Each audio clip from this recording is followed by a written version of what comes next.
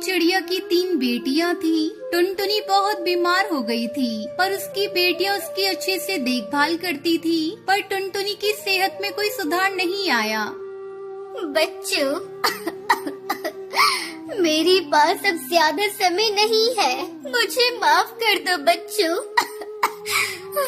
मैं तुमसे दूर जा रही हूँ। इतना सुनकर तीनों बेटियां रोने लगी और कहने लगी, माँ, तुम हमें छोड़कर चली जाओगी तो हम तुम्हारे बिना कैसे रहेंगे? लेकिन टुनटुनी ने कोई जवाब नहीं दिया, क्योंकि टुनटुनी इस दुनिया से जा चुकी थी। तीनों बेटियां बहुत दुखी हुई और बहुत रोई। तीनों बेटियों ने अपनी माँ का अंतिम संस्कार किया और घर लौट आई। तीनों बेटियां अपनी माँ के बारे में ही सोच रही थी, तभी उनका चाचा वहाँ आ पहुँचा।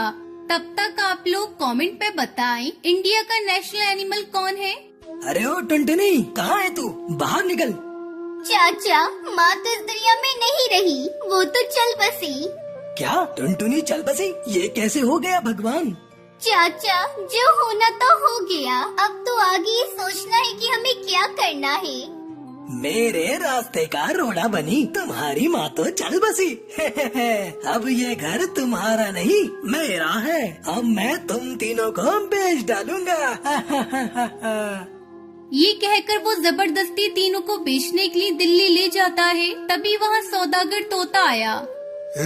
इन तीनों चिड़ियाओं को बेच रहे हो ना? इन तीनों चिड़ियाओं के 3 लाख रुपए मिलेंगे, अगर मंजूर है तो बताओ। इतने कम पैसे क्यों? देखो तो कितनी सुंदर चिड़िया है। अभी तो इनकी शादी भी नहीं हुई। मैं इनके पूरे 6 लाख रुपए लूंगा। हाँ ठीक है, ये लो चेक, पूरे 6 लाख का है। चाचा कौए ने पैसे लिए और तीनों बेटियों को छोड़कर वहाँ से चला गया। तीनों बेटियां सौदागर तोते के सामने गिड़गिड़ाने लगी, हमें छोड़ दो, हमें यहाँ से जाने दो। लेकिन निर्दयी सौदागर उनकी कोई बात नहीं मानता, बल्कि उन्हें डरा धमकाकर अपने घर ले जाता है। दीदी, हमें यहाँ से भागने का कोई तो रास्ता निकालना पड़ेगा, नहीं तो हमारी जिंदगी नर्क बन जाएगी। उन तीनों की समझ में नहीं आ रहा था कि कैसे यहाँ से बाहर निकला जाए। रात के समय जब सब सो रहे थे, तो वो तीनों वहाँ से भागने का प्रयास करती हैं, लेकिन सौदागर तोते की आँख खुल गई और उसने उनमें से एक बहन को पकड़ लिया। बाकी 2 बहनें वहाँ से भाग गयी, लेकिन डर के मारे वो दोनों एक दूसरे से बिछड़ गयी। बड़ी बहन अकेली पेड़ पर बैठकर बहुत दुखी हो रही थी। अब मैं क्या करूं? मैं अकेली रह गई हूँ। मैं तो यहाँ किसी को भी नहीं जानती। तभी वहाँ एक टूनी चिड़िया आई। कौन हो तुम और यहाँ दुखी क्यों बैठी हो? यहाँ बैठने में खतरा है, तुम्हें यहाँ नहीं बैठना चाहिए। मैं नहीं जानती मैं कहाँ हूँ। मेरे चाचा मुझे यहाँ बेचकर चले गए। मैं यहाँ जान बचाकर बैठी हूँ। हे भगवान, ये कैसा जालिम चाचा है। चलो तुम मेरे साथ चलो बेटा।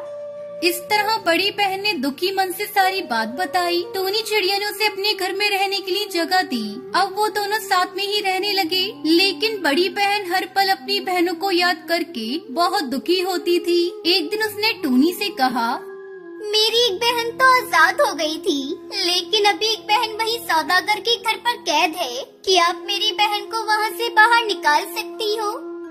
आसान नहीं है, लेकिन फिर भी मैं तुम्हारी बहन को वहाँ से निकालने में कोशिश करूँगी।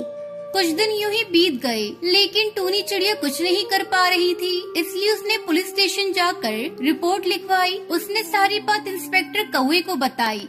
तुम फिक्र मत करो, मैं तुम्हारी बहन को जल्दी ही वापस लाऊंगा। इंस्पेक्टर कौवा उस जगह पहुंचा और सभी चिड़ियाओं को वहां से बाहर निकाला। दोनों बहनें मिलकर बहुत खुश हुई। दीदी, मुझे पता था आप मुझे यहाँ से बाहर जरूर निकालोगी। दीदी, मैंने यहाँ बहुत अत्याचार सहे हैं। जो हुआ उसे भूल जाओ बहना। अभी हमें अपनी बहन को भी ढूंढना है, फिर हम वापस अपने घर चले जाएंगे। इंस्पेक्टर कौवा, टूनी चिड़िया और दोनों बहनें अपनी बहन की तलाश के लिए निकल पड़े। कई दिनों के ढूंढने के बाद उन्हें उनकी बहन मिल गई। दीदी, आप इतने दिन कहाँ थी? मैंने बहुत इंतजार किया आपका दीदी। हमें तुम्हारे चाचा का भी पता चला, वह एक दुष्ट पक्षी है। अब तुम लोग ही बताओ, क्या हम उसे पकड़कर जेल में बंद कर दें? उसने हमें पैसों के लिए बेच दिया। उसे कड़ी से कड़ी सजा मिलनी चाहिए, तभी हम अपना जीवन शांति से जी पाएंगे। टूनी चिड़िया ने उन्हें विश्वास दिलाया कि वो उनके चाचा को जेल में बंद करवा देगी और उन्हें ट्रेन से उनके घर वापस भेज दिया। वो सब खुशी खुशी तीनों साथ में रहने लगी।